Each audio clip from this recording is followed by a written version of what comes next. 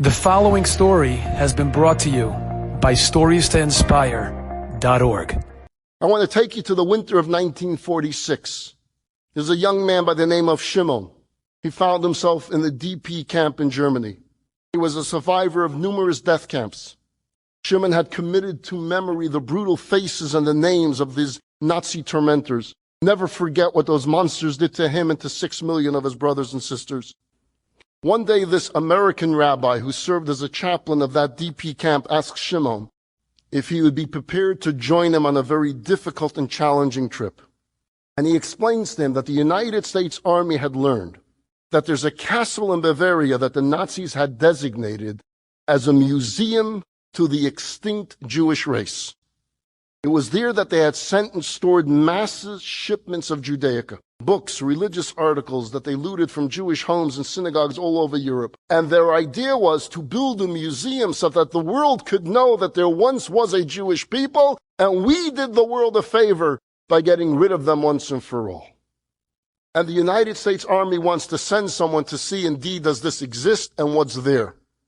Being that this chaplain was an expert on Jewish matters, the army had asked him to inspect the contents of the castle, but he didn't want to go alone. So he asked Shimon, would you come with me? Shimon seemed like this wise, strong-willed young man, and he agrees to go. And they travel to Bavaria, and upon entering the castle, the two men gasped at what they absorbed was the enormity of what they saw. It was this massive warehouse filled from floor to ceiling with all types of Judaica, Torah scrolls, pairs of tefillin, talisim, paintings, menorahs, seder plates, candlesticks, endless piles upon piles upon piles. An eerie silence came over them as they contemplated the ghosts of the absent owners of all these items. The proud young bar mitzvah boy who would never recite Kiddush on that Kiddush cup. The beautiful bride who would never see the flames of her candlesticks. The elderly grandfather whose tender kiss would no longer touch the velvet Torah cover. All of those vibrant and promising lives turned into ashes and memories. Yet there they are on this day, seeing each of these items. They walked along. Shimon and the chaplain started touching the items just to put their fingertips on these holy, sacred items. And at one point they separated, each going to a different part of this particular warehouse. Shimon is at one end of the castle, and suddenly he hears the chaplain crying out from the other end. He runs towards the stream, and he finds the chaplain on the floor. His head is bowed, tears are streaming down his face. And without saying a word, the chaplain hands Shimon this object in his hand. It was a simple prayer book. Nothing extraordinary, a prayer book. What about that siddur brought about this strong emotional response from the chaplain? At that point, the chaplain points to the inscription inside. The owner of that siddur scribbled on the front page of the prayer book, I am begging whoever finds this siddur to do whatever you can to avenge the deaths of the Jews of Europe. It was signed by a woman whose name Shimon did not recognize, but the chaplain did. As he cried to Shimon, my sister, that was written by my sister. Although the chaplain was fortunate to have left Europe before the war, his sister had remained, and he had been desperately seeking news of her, but found nothing until that moment. Amongst tens of thousands of items, somehow he finds the siddur that his sister owned with his sister's handwriting. The woman had apparently written those words in desperation just before her death. Her final scribbled words read, they are coming. The murderers are among us. I hear them in the next house. Please avenge our deaths. The chaplain then let out a cry of his sister's name that pierced Shimon's heart. It was at that moment that Shimon felt that he had been summoned by the heavens. And he decided then and there that he would dedicate the rest of his life to providing the justice that the blood of this woman and 6 million others were crying out for. You know the name of this man. He went by Simon Wiesenthal, the courageous Nazi hunter who tracked down more than 1,000 evil Nazis of the Holocaust. Indeed, the title of Simon Wiesenthal's first book was The Murderers Among Us, from the scribbling of the chaplain's sister. Ladies and gentlemen, throughout our lives, we are sent these signals, these prompts from heaven calling upon us to embark on a certain mission, a mission that is specific to our abilities, to our talents, to our resources, to our influences. The heavenly image of ourselves is beckoning the earthly image of ourselves to synchronize our deeds to what we call our tafkid, our purpose, our mission. A century ago, there lived this great symphony conductor, an Italian maestro named Arturo Toscanini.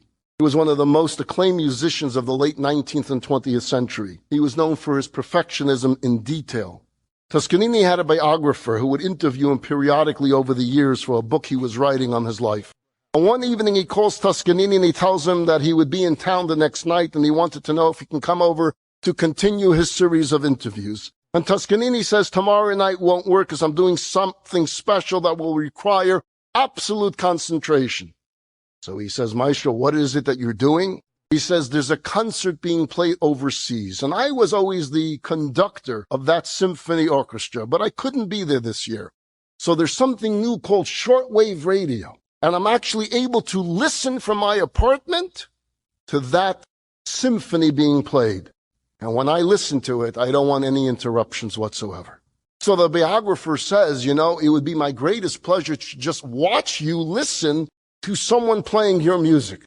I won't say a word. I won't interrupt, but just to watch you engage in listening to this would be so special for me. He says, as long as you don't interrupt, you promise not to interrupt, you can come. So he comes over the next night and he watches as Toscanini is listening to the symphony. It's unbelievable music he's listening to. And when it's all over, he asks Toscanini, news, so you enjoyed? And he says, no, that wasn't so good. It wasn't so good. It was perfect. He says, no. I wrote that for 120 musicians, including 15 violinists. There were only 14 violinists there playing. It's impossible, he's thinking to himself. He knows if there's 120 or 119 musicians, shortwave radio, but he doesn't say a word. He leaves. The next day it's bothering him. So he finds out where the show took place and who was in charge of that theater. And he gives them a call and he says, I have a question for you. How many musicians played last night? He says there was supposed to be 120, but one violinist couldn't make it.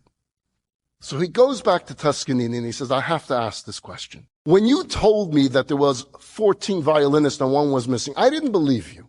It's impossible.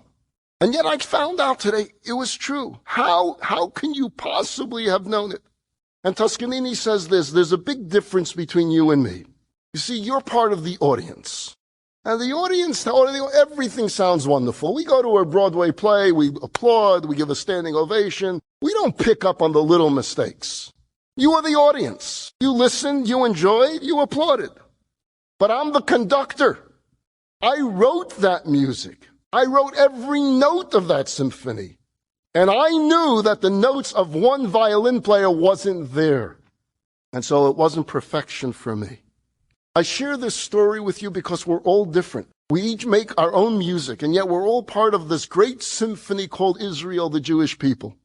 And if we don't contribute the special notes that we are capable of, the distinctive notes that were written by the conductor for us as individuals, then there's something missing from the whole.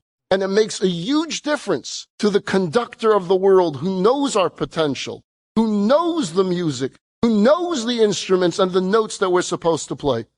Enjoyed this story? Come again. Bring a friend. StoriesToInspire.org